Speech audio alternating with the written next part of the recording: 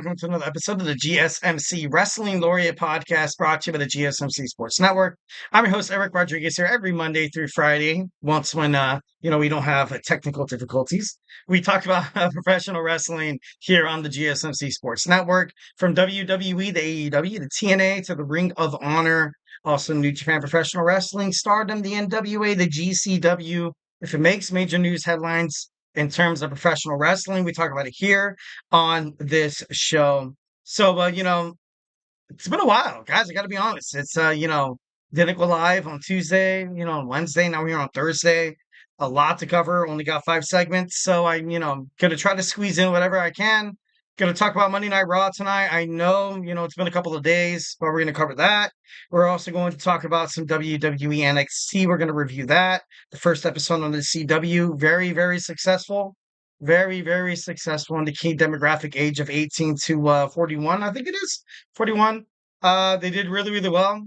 Almost a million viewers, the best they've ever had, which is no surprise. The whole, the star setting and stuff like that. The basically, CM Punk, Trick Williams, Ethan Page. It pays dividends to have those kind of guys on your show. So, that was pretty cool. I'm going to love talking about that. And then, we're going to go through a couple of other segments. My third segment, we're going to talk about some WWE heel turns that were highly unsuccessful. Obviously right now on Monday Night Raw, they're kind of playing with this idea of the New Day breaking up. Xavier Woods, maybe stabbing somebody in the back like Kofi Kingston. You saw what happened on Monday Night Raw. You saw The Miz stab, R-Truth in the back. So, I think more shock, that's the thing about heels. Sometimes when you create a heel in WWE or in any kind of like professional wrestling kind of spectrum, there's always that sacrifice. Like, okay, there's that shock factor that's like, oh my God, yes, we want that. That's so cool. It's gonna get the fans talking about it for weeks, but months down the line, couple of months more, half a year to a year, and then the person's not doing well. So we're going to talk about some, WWE's worst heel turns, and then we're going to look on the opposite side of that spectrum and talk about some of the successful heel turns that damn near saved, the careers of a lot of superstars who chose to go heel, also, or just kind of, furthered their career. And then our fifth and final segment, we're going to talk about SummerSlam. SummerSlam coming to MetLife Stadium in New Jersey. MetLife Stadium, pretty cool. Obviously, that's where the Giants play. Huge Giants fan. So we're going to talk about that. We're going to talk about some things that's going to happen, like, Bianca Belair having a collaboration with Cardi B. And but before we do any of that, I want to remind you guys to hit up the tips and donations link at the gsmcpodcast.net. Shoot me your comments, questions, and concerns. Obviously, if you have a burning question or hot take in terms of professional wrestling, or just something you've been dying to get off your chest here at the GSMC Sports Network, we are all ears, 1,010%. So, it's all about keeping the conversation lively during this podcast, making sure your voice is part of the mix. So don't be shy. Drop your thoughts inside that chat. And if you really want to make sure your comment, question, or concerns gets noticed, why not use that super chat? It's that $sign below the chat box. If you hit something, if you hit up something like that, it's going to be guaranteed to be featured on the show, so we can talk about it. Your super chats, obviously, the donations, they help us like keep the lights on in terms of the GSMC Sports Network and bring you even more awesome sports content that we continue to bring you guys daily, Monday through Friday, every single month of year. Basically, we're here for your entertainment, and at the same time, we would absolutely love for you guys to, to have some interactions. It's a lot of fun. We are absolutely super grateful for each and every one of you guys who joins us here daily on the GSMC Sports Network. Your support makes all the difference. So let's keep the conversation going. Send in those super chats, those super stickers, because you guys are super awesome. And together we will make sure this podcast is bigger, better, and stronger than ever. All right. So let's go ahead and talk about some WWE Monday Night Raw and see, this is what I'm talking about. My camera, look, I'm just like frozen with fear. I'm just kidding. No. So I'm going to have to activate it again. That might happen, a couple of times during the podcast stream until I get a better hand on fixing it and, how to do it. Let's go and talk about some WWE Monday Night Raw. All right. So Monday Night Raw was great. Very, very great because this was the last 3 hour show before moving on to a 2 hour show format, which is kind of exactly what wrestling fans are, kind of in speculation about. Like it might be good, it might not be good. As of right now, I feel like it's decent. Oh, overall it's decent. So we were in the Evansville, Indiana Ford Center. We have commentary by Joe Tessitore and also Wade Barrett. You know, pre-show analysis, CM Punk obviously was going to come out tonight, obviously with Drew McIntyre. They're going to review what happened last week on Monday Night Raw when Jey Uso defeated the Bron Breakker. And he came out. He came out to talk about it, absolutely came through the crowd. He was taking pictures. Everybody loved being around him. The crowd was standing in ovation, just chanting, "You deserve it." And, in terms of wrestling, when you get a "You deserve it" chant, it's pretty badass. If you get a "Holy chant, makes it even better. It's just kind of cool. Main event Jey Uso is now in your city. This is the first ever singles championship that Jey Uso has ever, accomplished. So to the Yeet Man, God bless you, man. That's cool. That's awesome. I feel like he's going to be a good champion. I think, I think he's going to be a great champion. Jey Uso even said himself, "Mama, we did it!" Yee! Like I thought that was kind of crazy. And then Braun Breakker came out. Braun Breakker coming out, I was like, "All right, here we go. Great." I'm not really into this. He lost fair and square, but overall, the crowd started barking. And something that I was talking about on, I think it was Monday's podcast because it's been so long. Um, None of these guys are really like not really like a heel or like a bad guy. Both of them are kind of face, kind of having these baby faces go at it back and forth. Of course, Braun Breaker is a little bit more, aggressive, 1,010%, but fans like him. Fans love him 1,010%. Obviously, I feel like this new turn that Bron Breakker has. He's had the modus apparatus of that total badass who's going to go out there and kick ass every single day. He's not going to give a damn about, and he came out, he shook Jey Uso, and I kind of like that. I like the way that they kind of had this character with Bron Breakker. It just shows that he's maturing. It just shows that he's maturing 1,010%. He's, very fast, very, very fast. He's already in bookings with Gunther for the WWE World Heavyweight Championship at Crown Jewel. So it's, I feel like Braun Breaker is the future of WWE.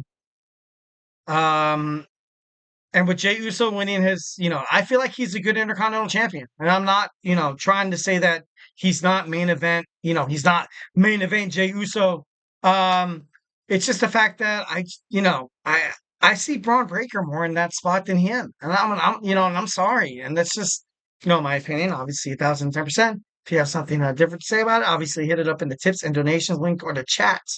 But overall, I don't know. I thought it was kind of crazy. All right, so next we're going to see Rey Mysterio take on Xavier Woods. Xavier Woods got the pinfall victory, not because he cheated. He did not cheat. He did not cheat. He pulled off his mask.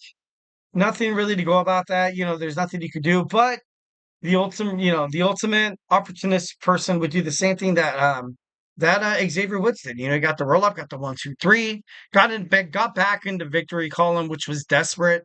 I feel like the New Day right now is they're kind of losers and it kind of sucks because they're a great tag team overall. But right now, just to get any kind of way out of that losers column, you got to do anything you can. Like I'm sorry, like the losers are gonna win. Nice guys finish last. If you go by the victory and if you go by your babyface, perspective, Xavier Woods doesn't win that match. He doesn't. He just doesn't. But now that he actually tapped into his like, you know what? Everybody else on this roster, the New Day, Bronson Reed, Chad Gable, et cetera, go out there every single night. They're gonna go out there and they're gonna do anything they can. Anything they can to get the victory. Xavier Woods kind of looks at this, kind of looks at Kofi Kingston. He's like, you know what? What's the difference? Why should we be any different? We played it by the books. We played it by the rules for so very long. And look at where we are now. Begging, itching, pleading for Big E to come back. Xavier Woods, as a singles wrestler, not successful. Kofi Kingston, yeah, we had Kofi Mania. Had a little run out about it. It was cool. Big E, he had a little title run as well. Obviously, ended in a little bit more of a tragic fashion. But the best way that these three guys could achieve greatness, could make WWE relevant and vice versa, how they could be relevant in WWE without getting signed off, released, re-signed to another company, is to be in a New Day. Is to kind of stay together. But, obviously a lot more is probably going to come to, kind of come in fruition pretty soon. Xavier Woods, like I said, did get the victory. So, moving on, we had, Kofi Kingston. He caught up with Xavier Woods and asked him, if he was purposely trying to pull Rey's mask off, which obviously he would never do that, but, misunderstandings after misunderstandings, kind of crazy. Next, we got Lyra Valkyria taking on Zoe Stark with the Pure Fusion Collective, Sonya Deville and Shayna Baszler. We all kind of knew what was going to happen. Valkyria, she got hit. She was done. Pure Fusion Collective, once again, comes in, helps Zoe Stark. Although I feel like I think she got that. Well, let me check my notes. Valkyria in the head. Stark quickly followed. Yeah, no, she got the victory. She definitely got the victory 1,010%. But the Pure Fusion Collective started surrounding Valkyria and, started kicking her ass, but then got a chance, and then you saw Kaden Carter came out to kind of help her out, which was kind of cool. Would be interesting to kind of see those three ladies go at it. 1,010%. Next, we're going to see Drew McIntyre and CM Punk come face to face inside Hell in a Cell. Not really much to talk about this, is that, it kind of ended exactly the way it was going to be. A lot of cliffhangers, a lot of, crap talking, a lot of like in your face and you can't beat me and I'm going to be a bigger, better, badder, stronger, eviler devil than you are. And we saw that coming. We all knew that was going to happen. I love both of these superstars. I do. And as a wrestling fan, mostly as a Drew McIntyre and as a CM Punk fan, I was all for CM Punk. I love CM Punk. Then when he came back to WWE, his storylines, his bookings, it's been kind of a little dry. It's kind of a little dry. Not really, if you're an old fan of CM Punk and just being graced by his presence on Monday Night Raw every Monday, I get it. That's cool. Good for you. But for me, being a fan of CM Punk back in like the early 2000s, watching his bookings right now, I gotta be honest, I don't like it. I really don't. I know he's not that age anymore. I know he, obviously is older. Not much of a not much of a discrepancy there. But he comes out pleading and begging and pissed off about his bracelet, about Larry the dog. How could you ever? I can't give treats to my dog the same anymore. I look down at my bracelet and it's not the same. You tarnished the relationship I had with him. You tarnished every single ounce of respect that I looked at when I saw that bracelet with my dog and my wife's name. Like, I get it. That's cool. A lot of people are dog people, which is, and I'm not trying to ruffle any feathers here. I'm not trying to ruffle any feathers here. But people who push dogs in strollers, I gotta be honest, not cool. Not cool. Not great. I don't get it. I hate it when they like talking about, because me, I'm a father, of course, 1,010%. Once again, not saying that I'm better than anybody, not trying to pick fights with anybody. But at the same time, I'm like, you know what? Oh my God, my baby kept me up all night last night. I couldn't sleep a wink. And someone comes up and is like, yeah, my dog was howling all night long. I got fur babies. Like, dude, it's not the same thing. It's not. Like, I know you love your dog, and yeah, dogs should be part of the family. I get it. But at the same time, like, if maybe if the dog made your bracelet, maybe it would have been a little bit more, a little bit more of like a personal, kind of, like a shot Like, or maybe in fact, Drew McIntyre's dog makes a bracelet that says CM Punk sucks. And then CM Punk's dog, Larry, reads it and he's like, oh, hell no, skip the kibble because I'm going straight to the razor. I'm just kidding. No, but overall, like, it's just, I'm done with this story.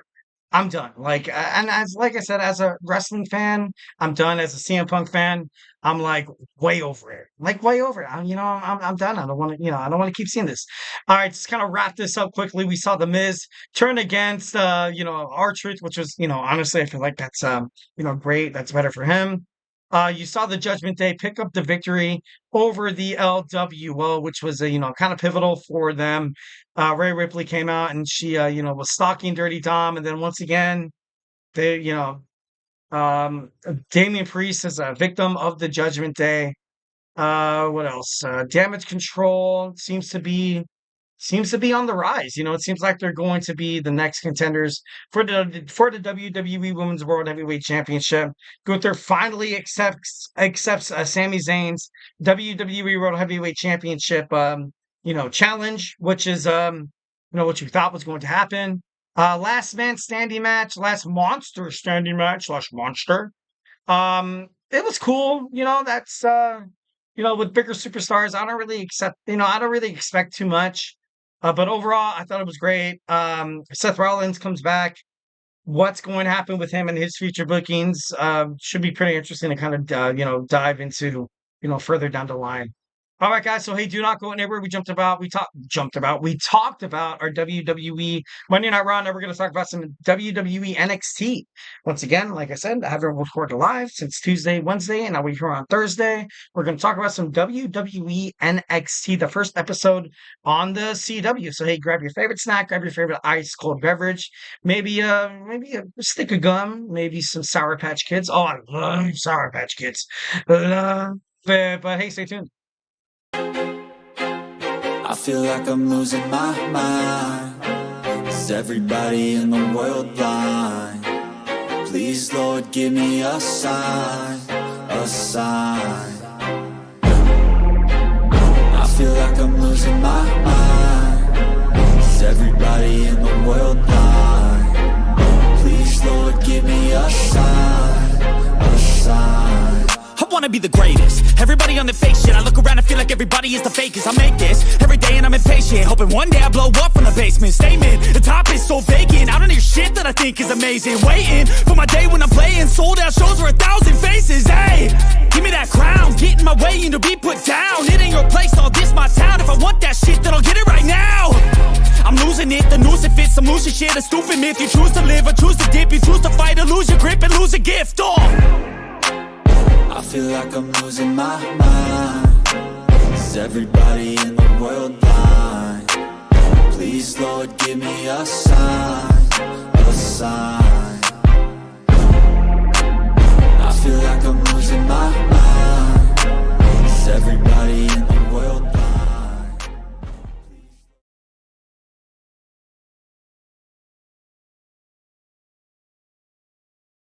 And we are back with the GSMC Wrestling Laureate Podcast, brought to you by the GSMC Sports Network. I'm your host, Eric Rodriguez, every Monday through Friday, 8 p.m. Pacific Time, 11 p.m. Eastern Time, here to talk about everything in terms of professional wrestling. If it makes major news headline in terms of professional wrestling, we talk about it here on this show. So just kind of reflect on what we talked about. We had our WWE Monday Night Raw review. Last couple of days, I've had, technical difficulties, and it sucks because at the end of the day, I'm like, you know what? I just want to go out there and do my show, but I can't because the Wi-Fi's out, because something in your computer software is messing up, something in your microphone isn't working well, your camera isn't allowing OBS Studio to, make any adjustments, and it's just, oh God, sucks. It's nasty. Something that we deal with as podcasters here, 1,010%. Love you guys. Glad to see you guys tuning into the show. So yeah, now we're going to talk about our WWE NXT review. But before we do any of that, I want to remind you guys to hit up the tips and donations link, or go ahead and hit up that super chat. Whether if you got a burning question or if you have just a hot take in terms of professional wrestling, go ahead and just hit up that chat button. It's, or if something you're dying to get off your chest, hit up the GSMC Sports Network. We are all ears 1,010%. The show is all about keeping the conversation lively, making sure your voice is part of the mix. So don't be shy. Drop in those thoughts inside those chats. And if you really want to make sure your comment, question, or concern gets noticed, why not use that super chat? It's a $sign below that chat box. Just hit that $sign below that chat box. Send in your message, and it's guaranteed to be featured on this show. Plus, it's a great way to support our channel. Your super chats keeps keep the lights on in terms of the GSMC Sports Network, so we can keep bringing you guys even more awesome sports content 24/7, 7 days a week. We are absolutely super grateful for each and every one of you guys who joins us here daily on the GSMC Sports Network. So let's keep the conversation going. Let's keep this party going. Send in those super chats, those super stickers, because you guys are super awesome. And together we will make sure this podcast is bigger, better, and stronger than ever. And once again, if the super chat isn't your thing, you can still hit up the tips and donations link at the gsmcpodcast.net. Shoot me your comments, questions, and concerns. Tell me what you like. Tell me what you don't like. Here at the GSMC Sports Network, we do live a lot of peace, love, and positivity 1,010% of the time. But once again, feedback is a gift. If it's criticism, we'll take it. Superman punch that like and subscribe button to the show. Follow the show, follow the network. Don't be shy. Let's go ahead and dig on into it. All right, guys, we're going to talk about some WWE NXT. The first ever NXT on the CW network. Also, it was the first ever NXT that's, not first ever, but, they're not inside the Performance Center anymore, which is kind of cool. We are live in Chicago, Illinois at the All-State Arena on the CW. Just a little referendum, or just a little, little reasons why you're going to see NXT on the CW. And I kind of wanted to do my, a little segment about it, but just, kind of keep it brief.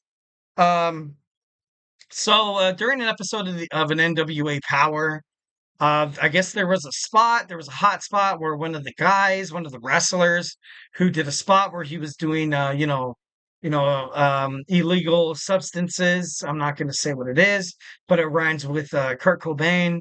It was supposed to be a spot. It was supposed to be like, I don't know. I honestly, I don't really know what they were thinking. But of course, the CW, kind of like a family show. This happened like almost a year ago. The CW, they wanted to keep a wrestling promotion. They did 1,010%. And I don't know if Billy Corgan was a part of it. Obviously, the front man of the Smashing Pumpkins, the leader, the owner, and also the vice president of the National Wrestling Association Alliance. Sorry, excuse me. But overall, I just, I don't know why you would allow like a, kind of like a spot to kind of happen about that. Like, it just doesn't make any sense.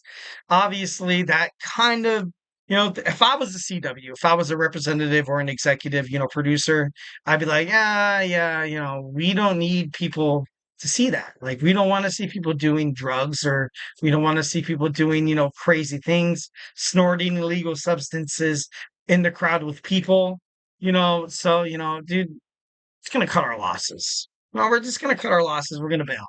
But overall, it was a kind of bad spot. I feel like that's overall exactly what kind of pushed the CW executives to be like, you know what? Wrestling is cool. It has gone mainstream, 1,010%. But, we don't need someone like the NWA. We're going to, follow up with the company that's PG-13, like the WWE. And, it's just going to be awesome. Which it was. All right, so we have our match. We're going to talk about, Senior Vice President of Development Creative, Shawn Michaels, made his entrance to open up the show. Shawn Michaels was welcomed into the All-State Arena, of course, 1,010%. And then, he came to the podium with new NXT Championship titles, HBK. Then, he was about to do Triple H's Are You Ready bit. But Paul Triple H Levesque came out of nowhere, and he's like, Are you ready? And then combined with the whole DX, it was pretty cool. And it was like, Are you ready? It gave me goosebumps. Got to be honest, I thought it was pretty cool. We saw I thought, I love it. I love myself some D-Generation acts. I thought it was pretty dope. And yeah. All right, first we're going to talk about Roxanne Perez and Julia. Bad break for Julia. sucks. She was this close, literally like this close of winning the WWE NXT Women's Championship. Of course, Cora Jade came out and then, was able to get out. Roxanne Perez was able to hit Julia with the pop rocks for the win. Roxanne Perez defeated when, like, it was a 12-minute match. It wasn't bad. The hooded woman revealed herself to be Cora Jade, which, Roxanne Perez was happy, kind of crazy. But, I don't know. Once again, it's rest. It's rest. Next, we have Wesley taking on Zachary Wentz. This was a good match. I gotta be honest, it was pretty great. A lot of build up, a lot of, backstabbing, just a lot of personal issues that Wentz and Wesley kind of share together. The way this match ended, I definitely think there's going to be a part 3. It would make no sense if they didn't. Um, I love the fact that Wesley seemed, he seemed cold. He seemed kind of dark. And then Wentz, he seemed desperate. He seemed like he was actually like emotionally hurt based on the actions that his brother Wesley has done to him and his brother Trey Miguel. And it was just overall, I thought it was great. It was a great story that came to a great end. Like I said, I'm not too sure if it's going to end, but I don't know. It's just MSK's over, obviously, and Wesley, I feel like is going to have a future in WWE NXT on the CW. Like I said, I see Obafemi maybe moving on, maybe becoming you know um NXT World Champion in the future, but as of right now, I think Wesley he fixed that bit really, really well. I think that 1,010%. Um, so yeah, next we had Miz TV. Miz TV, we had Tony D'Angelo with the NXT North American Champion Oba Femi. Oba Femi still looks like a complete badass, and you can't stop him. Why would you want to stop him? He's doing so much. He's doing great. He's fought everybody. Luca, Crispino, Stax Lorenzo, and he wants to fight Tony D'Angelo. Tony D'Angelo getting his second shot at the greatest there is in NXT. I think this promo was great. I overall thought this was going to be, maybe a little bit more intense, but just the silence of the violence just kind of creates a lot of just a lot of not foreshadowing, that's not the right word. Maybe a lot of hinting or a lot of what ifs. I feel like they kind of left this open because for the longest time when you saw these two people, hey, we're gonna run it back. Obafemi's gonna challenge Tony D'Angelo once again. You kind of think to yourself and you're like, we've seen this before, they're gonna lose. He doesn't have any faith in himself. He's off his rocker. He's talking to Rizzo saying that, I'm afraid. But overall, the Miss TV kind of made both these guys equal. And that's something that's going to be, very important with the match, to come. Next, we had Jada Parker and Lola Vice losing to JC Jane, Fallon Henry. I believe. I'm just kidding. Jasmine Nix also was, standing, she was standing wayside. Fatal Influence obviously picking up the victory wasn't much of a surprise. I kind of thought they were going to win. The heels once again, kind of get it. I thought it was pretty cool. I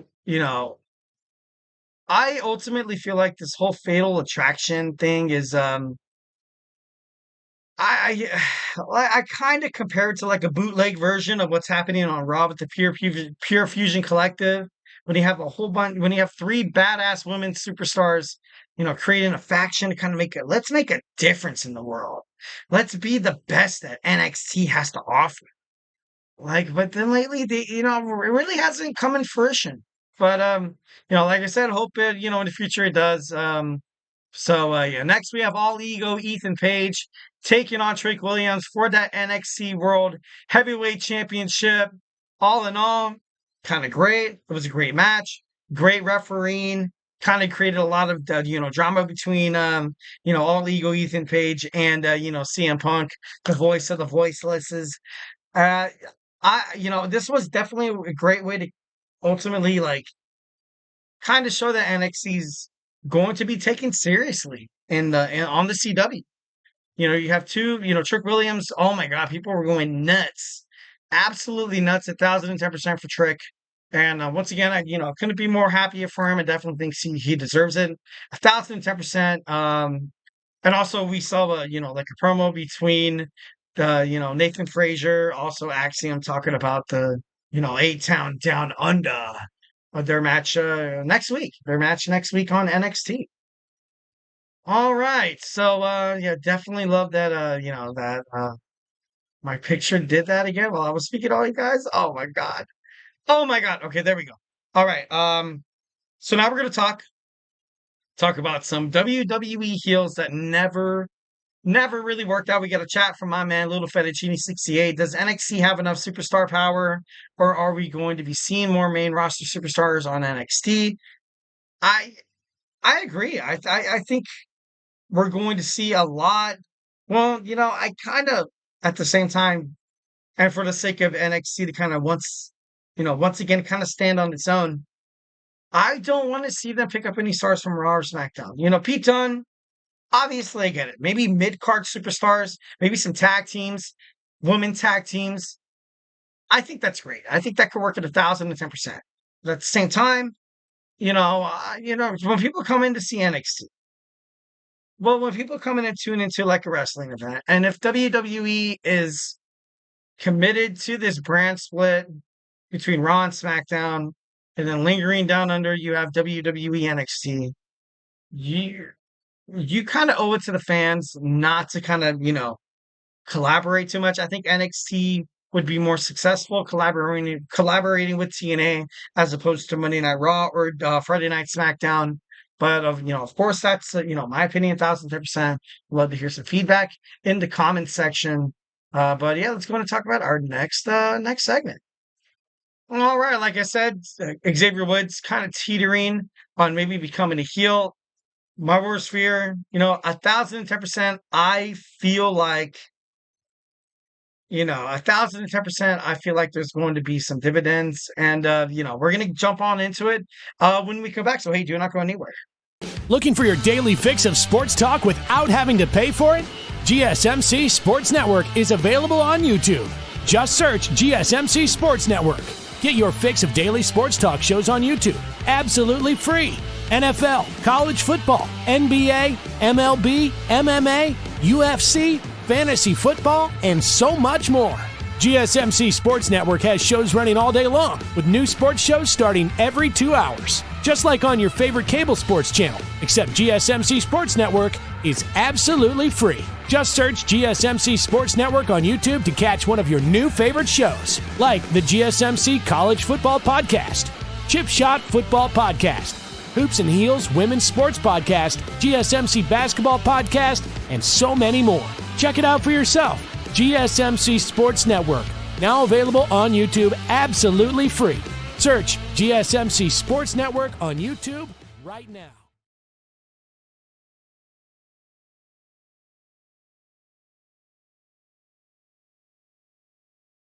All right. We are back with the GSMC Wrestling Laureate Podcast, brought to you by the GSMC Sports Network. I'm your host, Eric Rodriguez, here every Monday through Friday, 8 p.m. Pacific Time, 11 p.m. Eastern Time. Here to talk about everything there is in terms of the world of professional wrestling. Once again, I apologize for the technical difficulties. I don't know what's wrong with my computer. Bam, my ugly mug. It's still kind of great, so I can deactivate. And then bam, right there, here I am.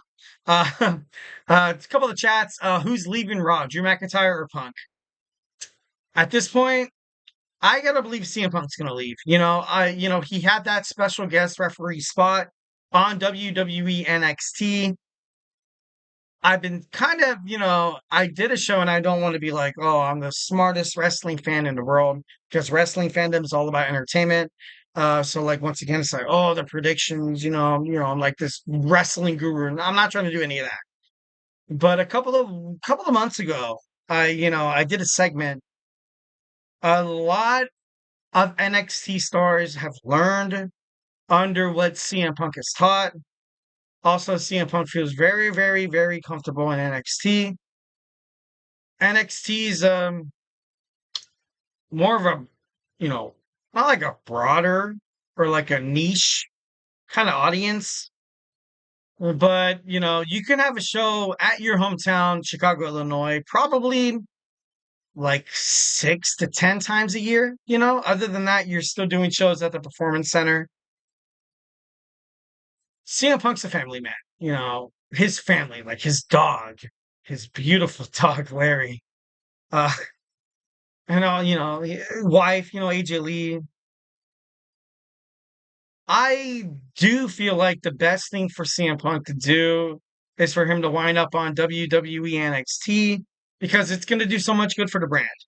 If you want some guy to be the face of your company, kind of ruffling feathers with Ethan Page, kind of ruffling feathers with Trick Williams, CM Punk really has no spot on Raw. I'm sorry. Like, I know a lot of people were just waiting for him to come back. I was too. And once again, like I said in the last segment, I was like, you know what? As a WWE fan, I was so happy about this storyline with him and Drew McIntyre. As a CM Punk fan, I'm disgusted. This isn't what CM Punk's all about. You know what I mean? And I know, of course, he was booked to win the Royal Rumble, was going to take on Seth Rollins at WrestleMania. Seth Rollins got injured. Punk got injured. McIntyre got injured. And just WWE creative was like, you know what? Week by week, we'll just play this by we'll just play by heart, play by ear. If I had to kind of have either one kind of, leave leave Raw, I feel like it's more beneficial for CM Punk to do so. I gotta be honest, it's got to. As of my predictions for Bad Blood, I'm actually gonna do it tomorrow on tomorrow's show. But if you have some predictions as well, Little Fettuccine, hit it up in the chat. We'd love to hear your predictions. Maybe I can, kind of ponder on it, think about it, and be like, you know what? My dude was right. Also, Punk needs he needs a repackage. Will CM Punk win the Royal Rumble? Roman Reigns has announced that he's going to join the 2025 Royal Rumble. Hasn't been a part of the Royal Rumble since 2020. He's a former winner. I'm a wholesome believer that if WWE storylines kind of wanted everything to kind of like come into like poetic justice or irony or whatever you like, or oxymoronic, I would love to see Roman Reigns win the Royal Rumble, kind of like what Cody Rhodes did. Then you have him fighting against Cody Rhodes at WrestleMania 41 in Las Vegas at Allegiant Stadium. When on the other hand, in fact, that Roman Reigns now is the babyface. People love Roman Reigns, Cody Rhodes, and then Cody Rhodes. That's when Cody becomes heel. A lot of people think that he's going to be heel, and it could work. Yeah, it could work 1,010%. Which we're going to talk about, well, not Cody Rhodes specifically, but we're going to talk about some WWE heels that didn't work out. And then we got another comment from Little Fettuccine, my boy. So who is Cena fighting? Who is Cena for the final run? I think it's going to be a number of people. I feel like 1,010% he's going to. I think it's going to be mostly exclusive to Monday Night Raw.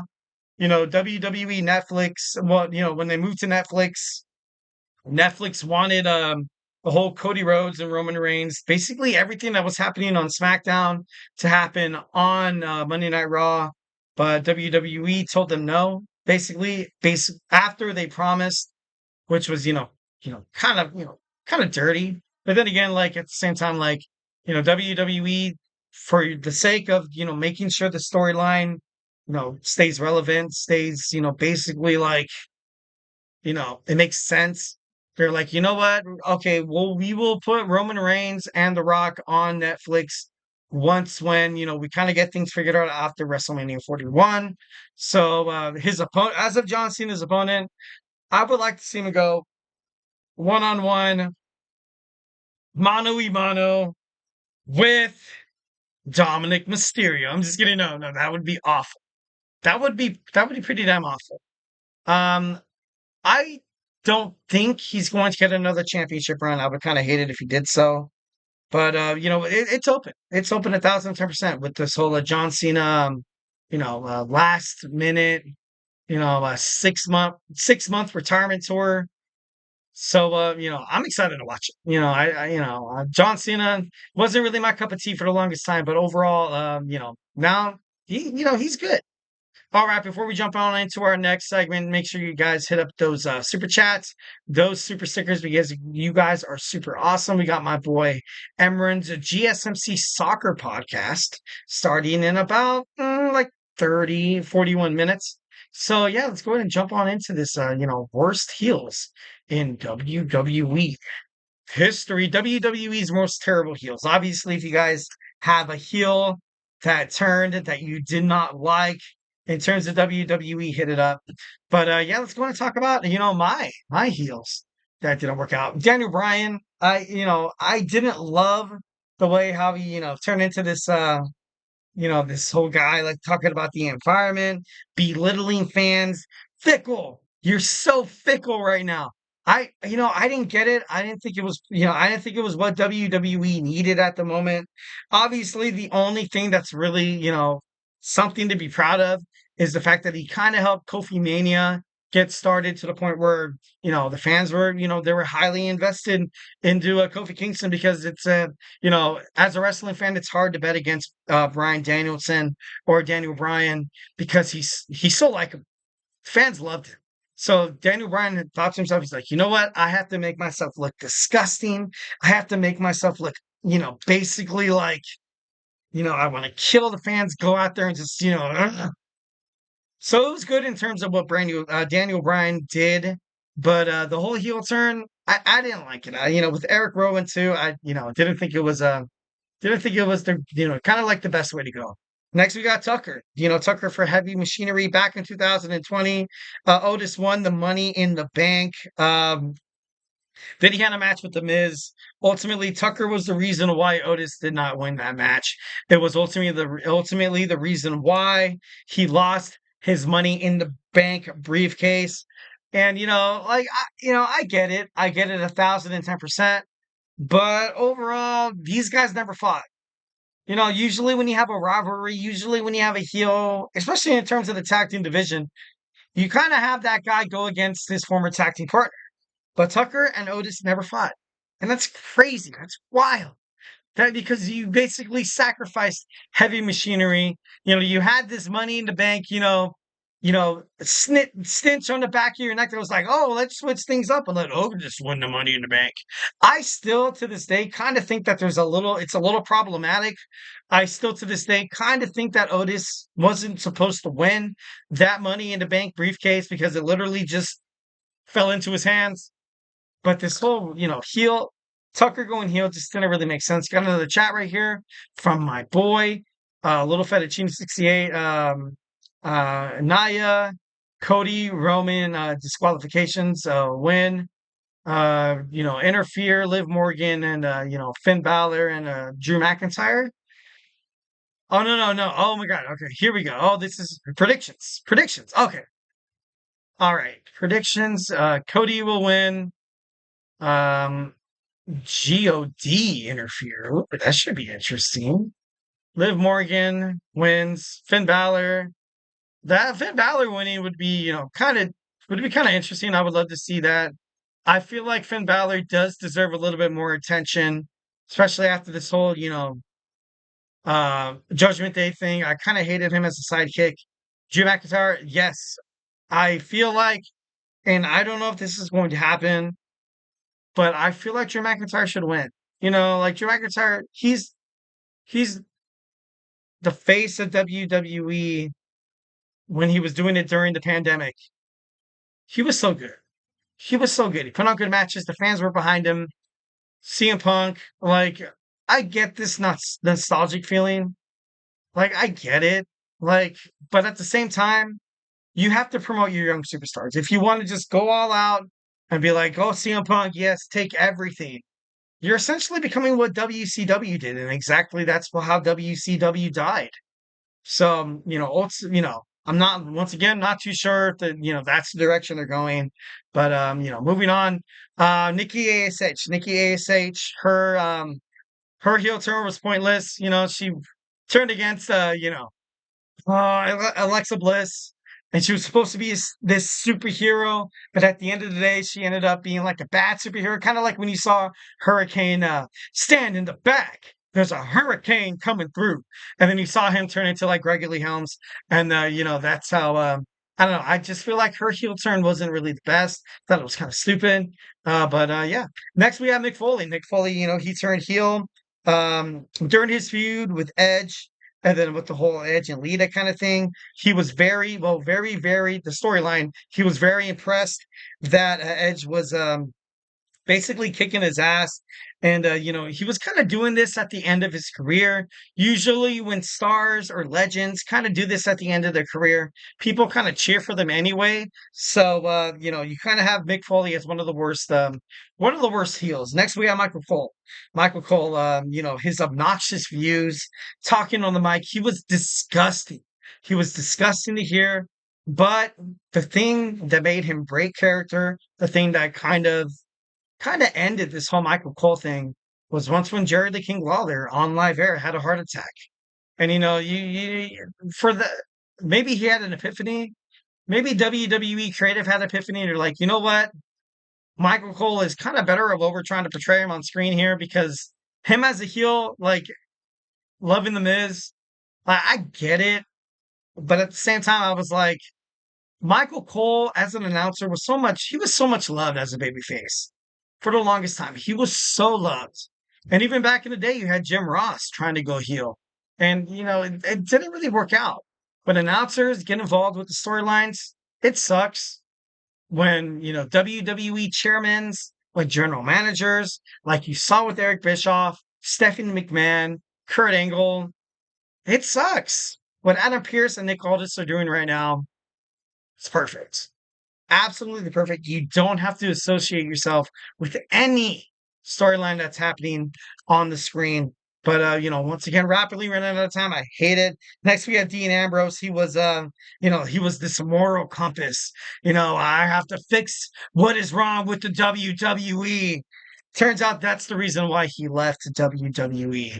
He was, he was sick of what the creative was doing with his character, and by all means, it's 1,010% correct.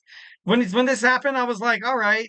When he went heel, then he wasn't heel. Team up with Seth Rollins because Roman Reigns, obviously, with the whole leukemia thing, and then then he stabs him in the back after winning the WWE World Tag Team title. Like, I don't understand, and I thought that heel turn was one of the worst. Next, we have Shinsuke Nakamura. Shinsuke Nakamura was one of the worst heel turns in WWE history. I'm not saying that people shouldn't have their fair shares of heel turns in their career. People make success out of it. Look at Shawn Michaels. Look at what's happening with Triple H. Even Brock Lesnar. Even with The Undertaker. The Undertaker was heel for a little bit. This didn't make sense. Because nothing really came out of it.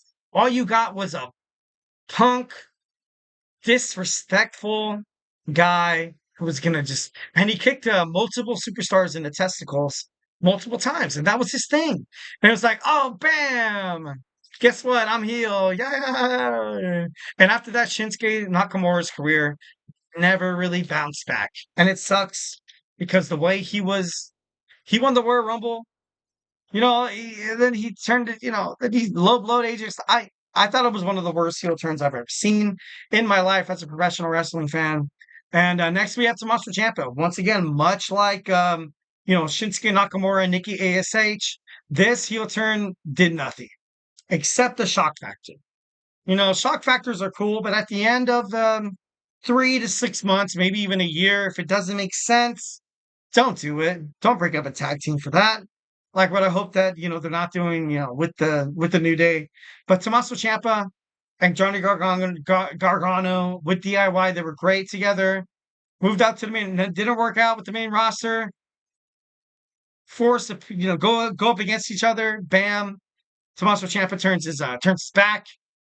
And then later on down the line, you have them come back as DIY. Tommaso Ciampa and Johnny Gargano magically come back together after all the bullshit that's happened.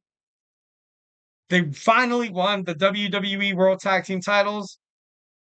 Lost it to the Bloodline. Cool, awesome, great bookings. Great bookings, dude. I love it. Double fist pump. It was done. It was too fast, too soon.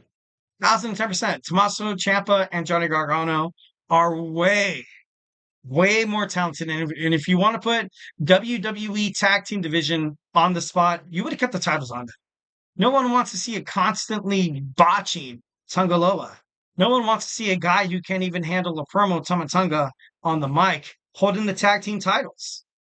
The best thing to do, the best thing that should have done is that they would have let Johnny Gargano and Tommaso Ciampa win those, keep those championships. But ultimately, them fighting against each other, didn't really like it. Next, we got Mustafa Ali, the heart and soul of WWE 205 Live. Like, I get it. Like, it's cool. 205 Live, it went under. 205 went under. Left a lot of these cruiserweights stuck to find creative development in what WWE was like, you know what? We have these guys 205 pounds less. What can we do with these guys? Oh, I get it. Vince McMahon was probably sitting in his favorite chair. It's like, it'd be really badass if we let, the heart of 205 Live, Mustafa Ali come in, band up a bunch of rejects, and we call it retribution, and it's gonna take off. It's gonna take off. It's gonna be the best faction inside the world. Essentially, I feel like this is what Judgment Day was supposed to do. I feel like this is WWE's creative. This was their first crack. This was their first crack at Judgment Day. Didn't really work out. It caused the demise of basically everybody's career, and it's including Mustafa Ali, although provided that Mustafa Ali is doing really, really well in X Division on TNA. But I don't know. It just wasn't really for me. And lastly, we got big time Becky Lynch, who went heel literally for like 4 months, maybe 4 months. And it was like, okay, this doesn't work. Guess who's going to be a babyface again? Like, and then bam, that's when, we saw Becky Lynch come back to the babyface once again. I'm rapidly running out of time. I apologize. Once again, apologize for the camera. Activate, deactivate. So yeah, we talked about our worst heel turns in WWE. And now, without further ado, we're going to talk about our best heel turns in terms of professional wrestling. So hey, do not go anywhere.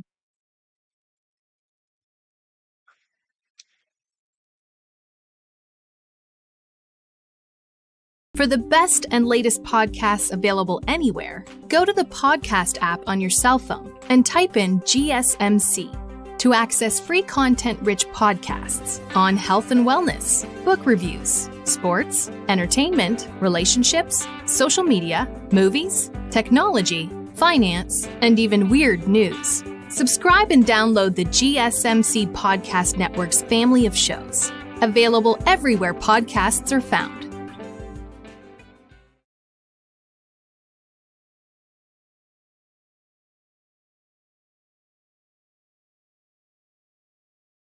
All right, and we are back with the GSMC Wrestling Laureate Podcast, brought to you by the GSMC Sports Network.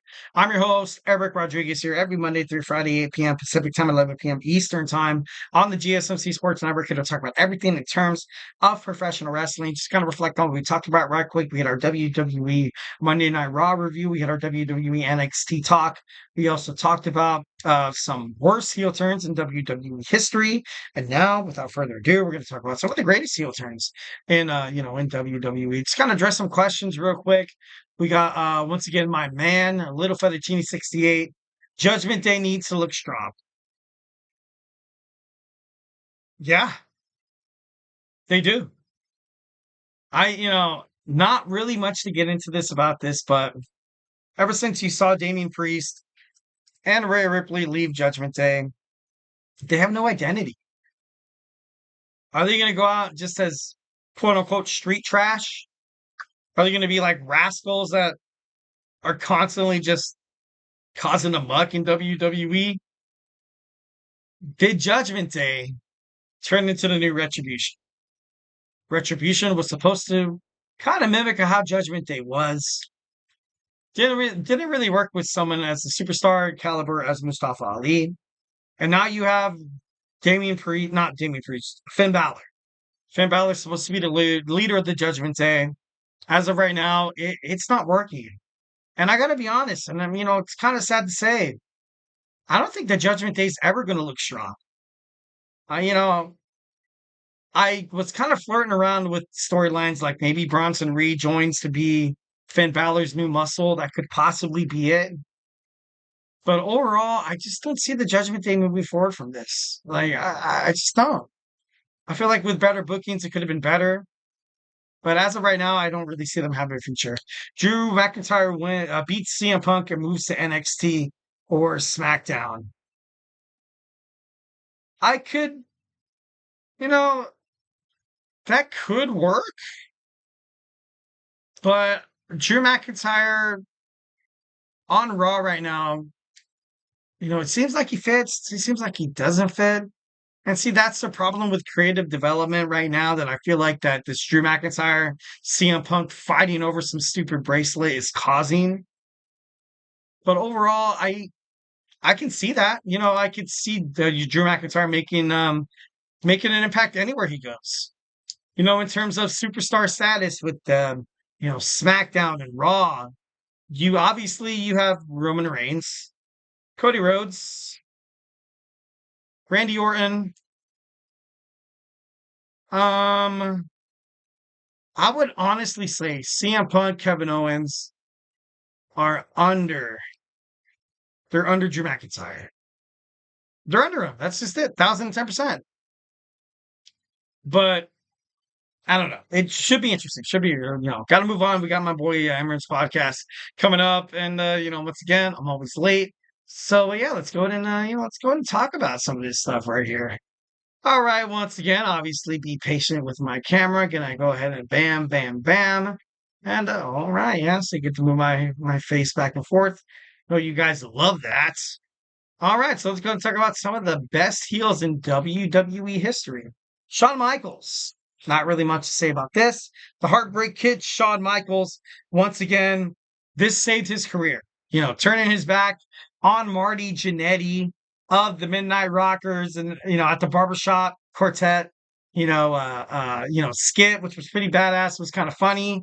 And I'm not too, obviously, turning heel against, turning heel against Hulk Hogan. Also, people think that D-Generation X with Triple H Paul Levesque was kind of like a heel turn, but I don't think it was. I don't think. But Shawn Michaels was so damn talented. He was part of the Rockers winning. I don't even think they won the tag team championships. I think they won it, but it wasn't acknowledged because it was during the WWF/WWE live event. But they never really got a chance to kind of like show that they can hold titles. Then you had Shawn come out being the heel against Bret Hart because Bret Hart was loved, absolutely adored by WWF fans. Also, Canadian wrestling fans as well. Shawn Michaels was seen as this kind of like the Antichrist, kind of like this guy that screwed, because of the Montreal screw job. You screwed Bret Hart, the best wrestler in the whole entire world. He was hot. He had a hot contract waiting for him. Vince McMahon pulled it back after promising Bret Hart that he was going to sign it. And then, you had Shawn Michaels essentially kind of be your scapegoat. So once again, Shawn Michaels on the list of being a total heel, but we love Shawn. Here at the GSMC Sports Network, we do love Shawn Michaels. All right, next we have Edge. Edge was a baby face that never would have worked, especially during the Ruthless Aggression era. Never really worked. He feuded with Shawn Michaels as well. Obviously, this kind of started off as the birth of the Rated R Superstar. When he started to kind of turn heel and started kicking everyone's ass. Once again, feuding with Shawn Michaels.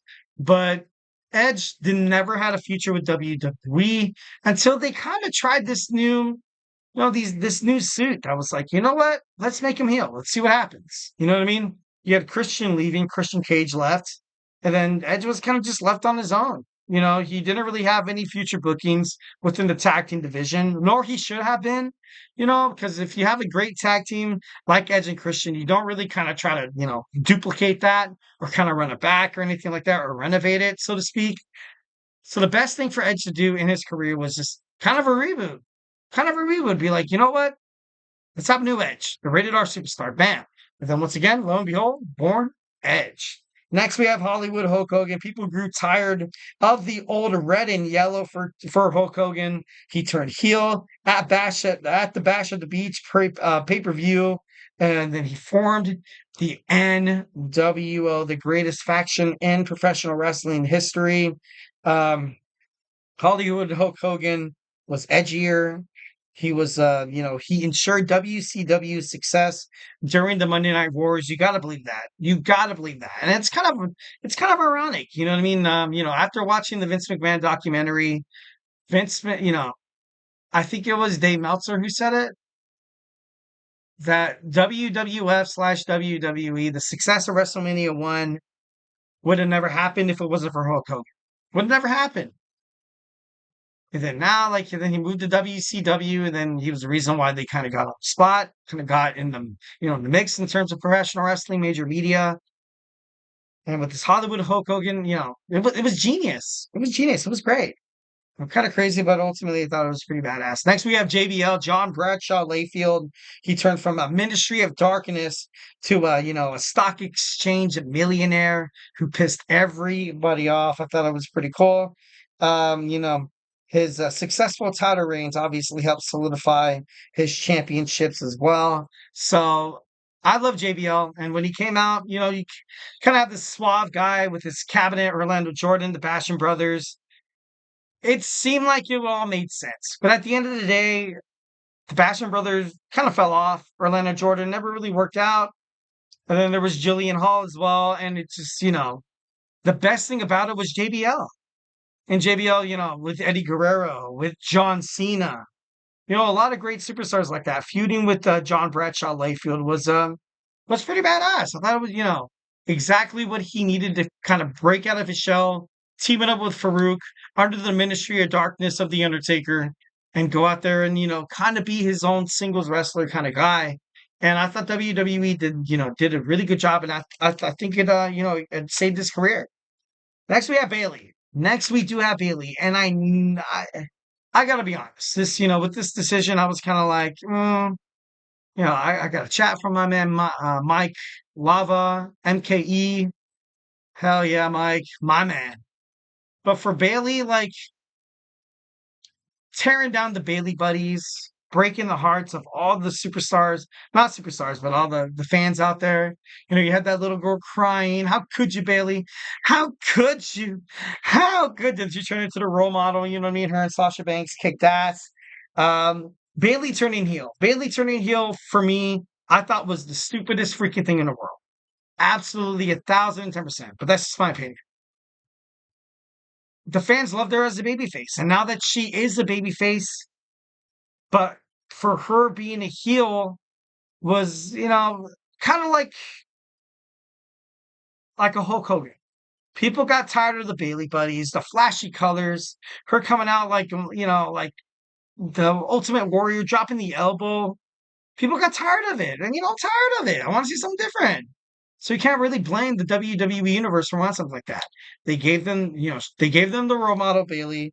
Ultimately, I thought it was really, really great. At first, it seemed a bit overwhelming. It seemed like it never really fit the bill, but at the end of the day, I thought it was great. With Sasha Banks helped with the WWE women's division, especially during the pandemic era where there was no fans in the stands. You basically, shock values was storylines. Usually, shock values, they work or they lose.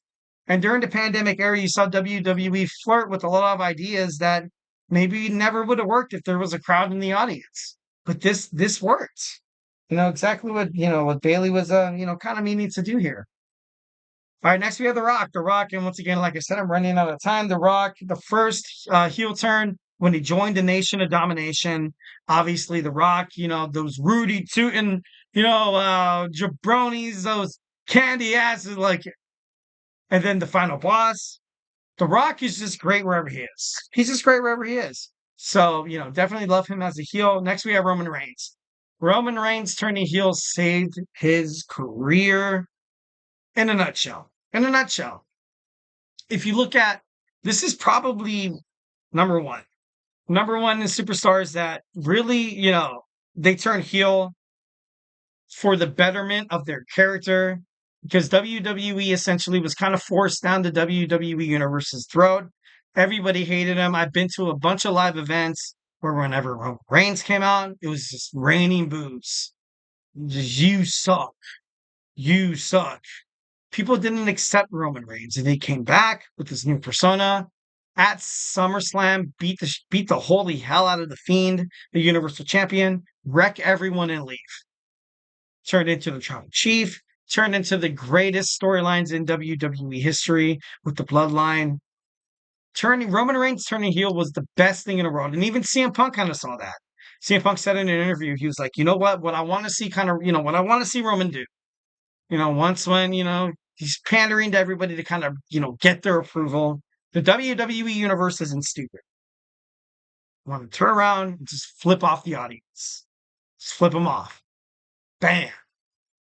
And everybody be like, what? What? How could this guy that the corporation that WWE wants us to love, and he's rebelling, he's doing his own thing, he's disrespecting us, and the fans absolutely 1,010% fell in love with him.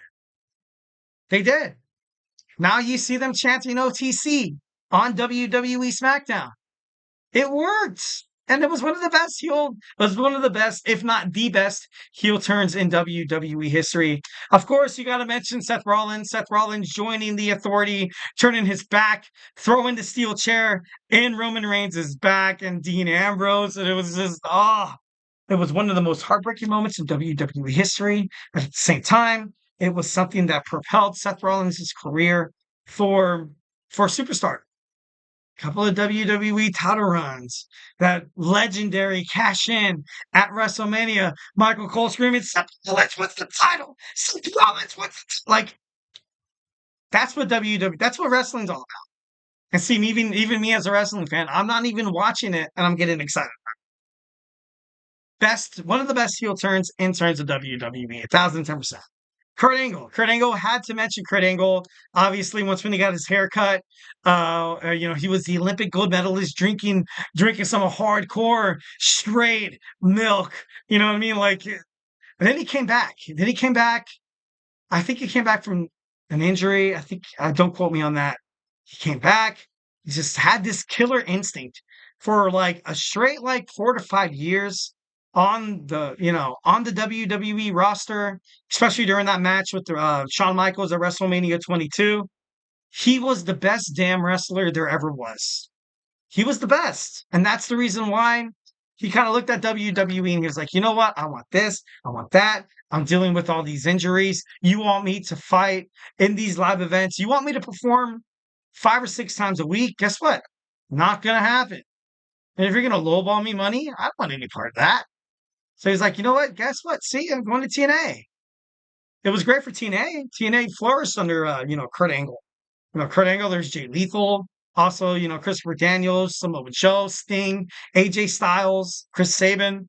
There was a lot of talent. You had Bully Ray. You had the Aces and Eights. That was kind of my favorite time watching TNA. And obviously, the Olympic gold medalist he was part of it. But the way Kurt Angle was, he was a jerk. He was a great technical wrestler. He was great on the mic. He was somebody you loved to hate. But then he was somebody you loved to love. And that, my friend, is the true definition of a heel. Bam, right there in a nutshell. All right, guys. So now, like I said, we got my boy Emran. Emran's GSMC soccer podcast coming up in about 13 minutes. So we're gonna wrap this up quick.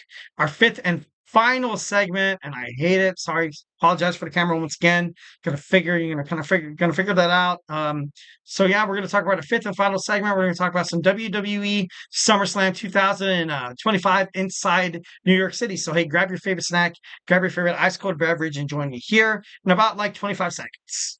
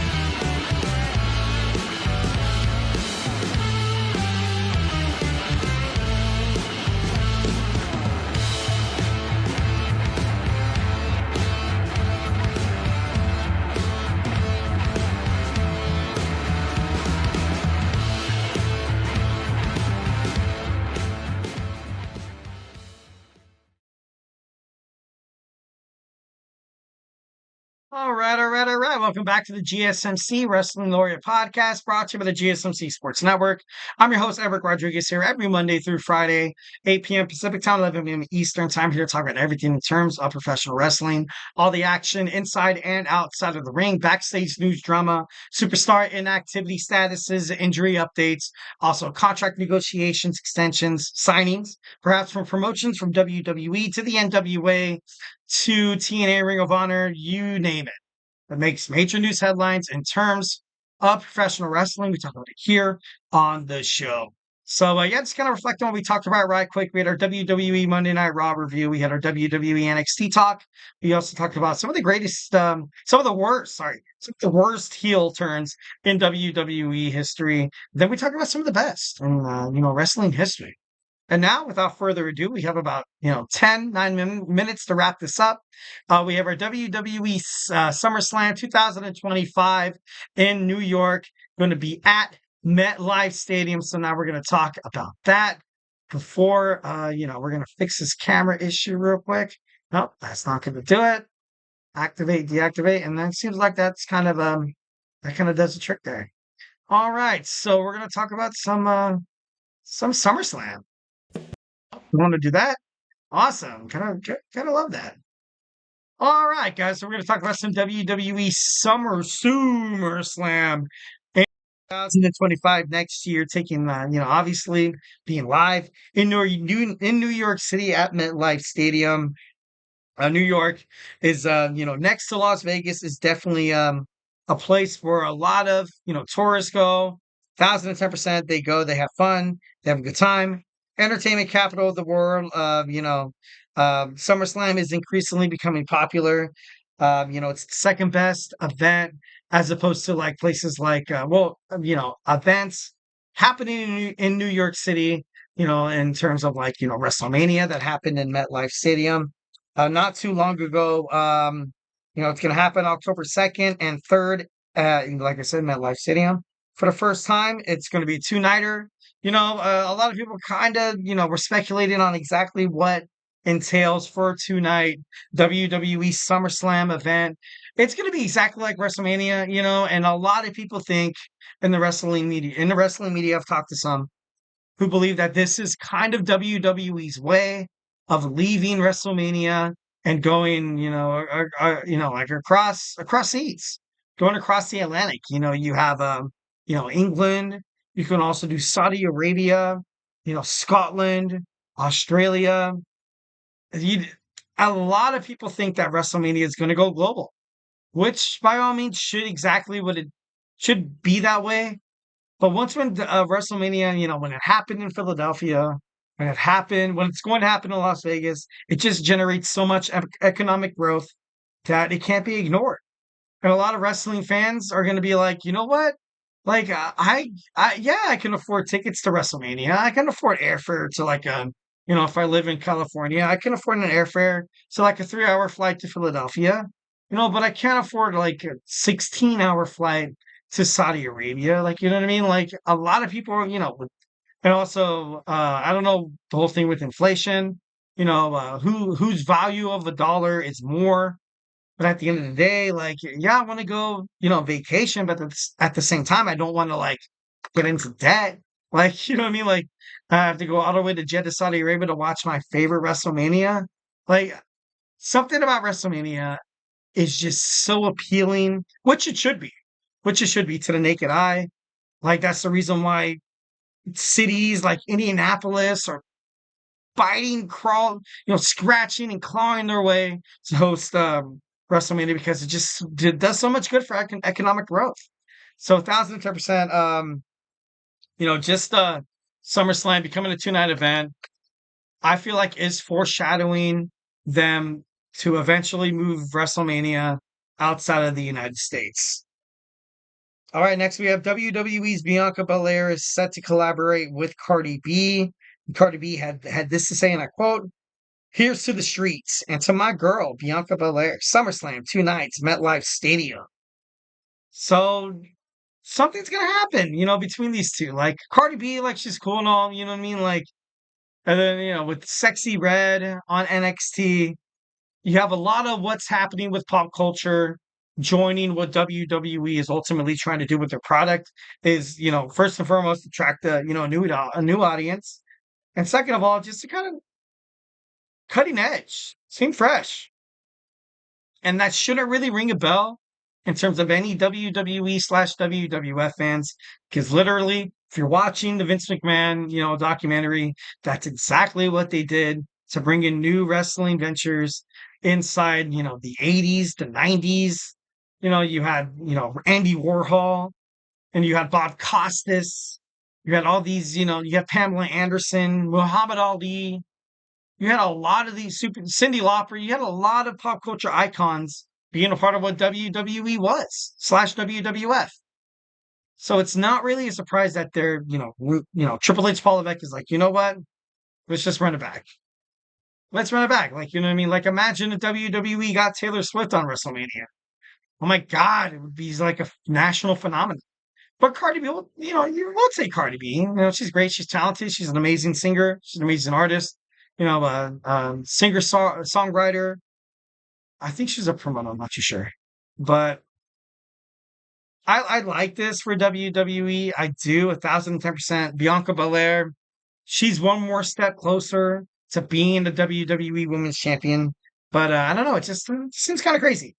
1,010%. Next, we have Pete Dropic of TKO. He's an executive vice president of event development and operations. He said this, and I quote, New Jersey, Governor Phil Murphy and the entire NJSEA team have been phenomenal partners. Hosted several UFC, after they hosted several UFC events in recent years, including the record-breaking UFC 302 in June, we are excited to bring back WWE to New Jersey in a major way, with the first ever two-night SummerSlam event at MetLife Stadium. SummerSlam 2024 at Cleveland Brown Stadium drew in over 57,719 fans, generating the largest gate in any event outside of WrestleMania. SummerSlam 2024 set an all-time record for viewership, sponsorship, merchandise, and social media. So, like I said, it speaks for itself. Nothing really to be kind of like shocked over. Why would you want it in New York? Or for this year, Las Vegas for WrestleMania? It's just going to be so beneficial for whomever that you're, deciding to partner up with to be like, we will have this at your city. And WWE, well, TKO now. TKO executives are not stupid. You know what I mean? They know how much people love the UFC. They know how much people love to see somebody come up the top rope and hit a Hurricane Rana or like a coup de grace. They know people like it. So then excuse me. Hell yeah, they're going to charge people up the yin gang for that. Hell yeah, they're going to do that. They're going to do it. They're going to make money off it. That's business 101, baby. 1,010%. But something about TKO that I love so much is the ideology that they want viewers from many cultural aspects in terms of international. I feel like that's why WWE kind of got the push. They're like, you know what? We kind of gotta get our heads out of our arses and be like, you know what? Maybe we should be a little more international because there's a lot of wrestlers out there. Like we had the NXT UK, we have the UFC Performance Center in Mexico City. They did a super show in Mexico City, and it was awesome. People love it. People love themselves in WWE. So 1,010%, I definitely like the way that they're kind of heading into this. Love that MetLife has held massive sporting and entertainment events like WrestleMania 29, WrestleMania 35, Super Bowl 48, Copa American semifinal and final. Also concerts like Bruce Springsteen, the Rolling Stones, and of course, Taylor Swift. FIFA World Cup also in 2026 is set to happen in New Jersey, MetLife Stadium. WWE broadcast over approximately 165 countries and over 25 languages. So WWE, it is very global. It's kind of time to make that next step. And overall, I think it's great. I think it's great. All right, guys, had a lot of fun with you today, guys. So hope you guys had a great weekend. Like I said, didn't get to talk to you guys for Tuesday and Wednesday. We got my boy Emran's GSMC Soccer Podcast coming up in 1 minute. So I will keep this short. Thank you so much for tuning in to the GSMC Wrestling Laureate Podcast, brought to you by the GSMC Sports Network. Remember to Superman punch that like and subscribe button. Follow us on Twitter/X, Instagram, TikTok, Facebook, and for more content and updates. Once again, if I have not made you a wrestling fan, we have a whole bunch of podcasts you guys love. So much baseball, basketball, football, you name it. Here at the GSMC Sports Network, we do everything in our power. We love our audiences. Obviously, we love you guys 1,010%. We are nothing without you guys. So just remember to always just be interactive with the shows. Enjoy the shows. Watch it, on YouTube. It's pretty awesome. And if you ever have any comments, make sure you let us know. Once again, stay beautiful. Hope you guys had an amazing week. Gonna see you on the beautiful Friday. But most importantly, love you.